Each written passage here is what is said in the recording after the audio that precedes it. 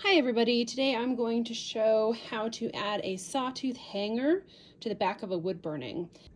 As you can see, this is an unusually sized piece of wood and it's not going to fit very well in a frame. So I am going to be installing a sawtooth hanger on the back of this project. First of all, if you want to clear coat your project, you can go ahead and do so. Just make sure that the project is completely dried before you go ahead and add the hanger on the back. So the first thing I'm going to do is lay out just a simple kitchen towel to help protect the surface of the wood burning from micro scratches on my table. And then we'll just flip this upside down like that. Next, I like to take a ruler and measure, just kind of to get an approximate ballpark as far as where to place the hanger. This piece is a little bit skewed as far as how it's cut, but I will just center this as best I can. Looks like it's about 11 inches, and I will make a mark at the 5.5 inch area. Next up, I just have a simple sawtooth hanger that you can get at a hardware store, or your local Walmart has them. And they often come with little tiny nails. The most important thing when you're going to be adding or nailing a sawtooth hanger onto your project is make sure that the nail is not going to go all the way through the surface of the project.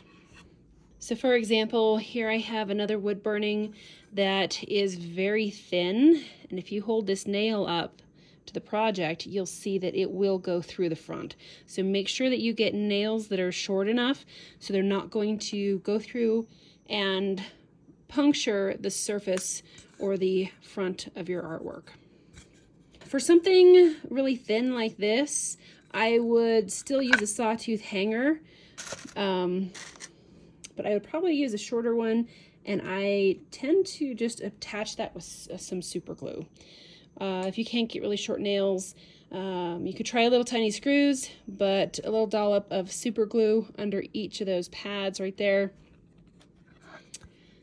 is a good way to secure that so it doesn't come off.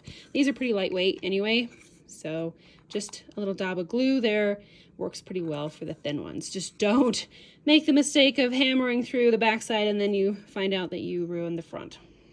All right, so next I'm going to take my sawtooth hanger, and there's a dot there in the center. I'm just going to put that right on the line that we made.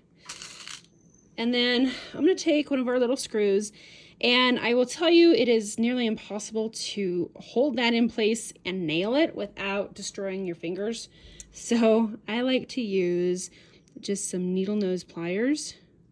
Grab right about in the middle there, and use those to line this up, and then we'll just gently tap.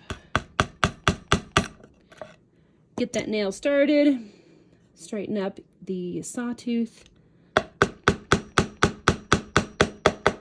Just gentle taps there. I do like to drive that nail in enough to where I can gently manipulate this and it stays, so it doesn't kind of shift around. And I get it kind of straightened up. Then we take our other nail,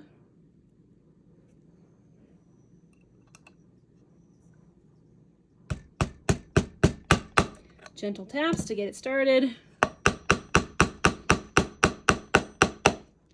and then just drive that in gently until it's flush. So when you're using the hammer, obviously be very careful that you don't hit the wood burning really hard, especially if your piece has sections through it.